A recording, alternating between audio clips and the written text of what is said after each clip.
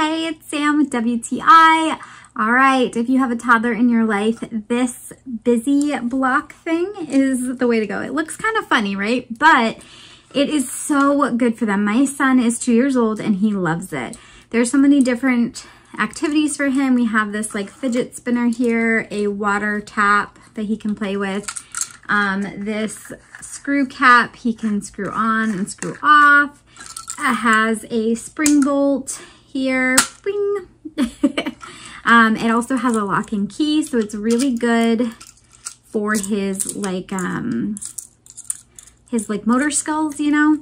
And it has a light switch and a little spinny thing here. So we've loved this. We just came back from a road trip, and this was perfect because it's so compact, and he was able to play with it and get some good quiet time with it.